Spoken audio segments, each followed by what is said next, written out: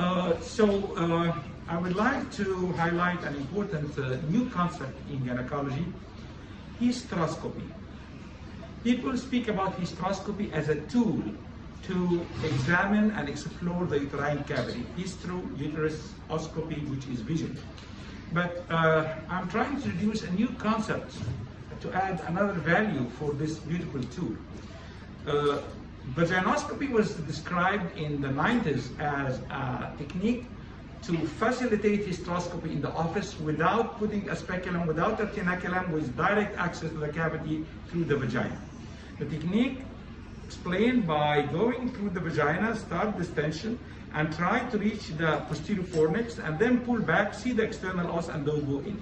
There is no chance to examine the vagina by this technique, but vaginiscopy, in a sense that I am describing, and I want to introduce it to the hand of each and every gynecologist, which is you just compress on the vulva, use a proper fluid pressure to expand and balloon the vagina, and you will have a beautiful view of the vaginal rosette, vaginal mucosa, posterior fornix, anterior fornix, and you can see the portion vaginalis of the cervix better than a colposcope, and even you can extend the examination to the endocervix and examine the endocervix better than the colposcope. So please enjoy this technique, apply it to your work, and you will get a more and more diagnosis. Thank you very much. My name is Shawki from Cairo University, Egypt. Thank you. So good morning, everybody. Welcome. This is the 13th of July, and that's a vaginiscopy view of a postmenopausal bleeding case.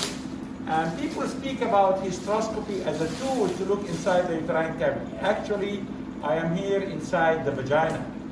So the privilege of examining the vagina endoscopically was not appreciated. Vaginiscopy was just mentioned as a technique to access the uterine cavity without putting a speculum. But vaginiscopy, in the sense that I described, is totally different. It is endoscopic examination of the vagina. So you can see all changes in the vaginal wall. Look at this. And also you can, in a sense, examine the cervix, the portion vaginalis of the cervix, which is much better than colposcopy. You can see this is the anterior lip, posterior lip, okay?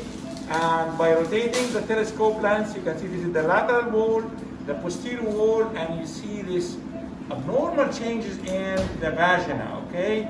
So in the future, that could be a lot of values for getting a diagnosis of vaginal pathology by the hysteroscope. So I prefer to call it a gynoscopy technique, which is examination of the vagina, cervix, inside the cervix, and then we go to the uterine cavity, okay? Thank you, stop.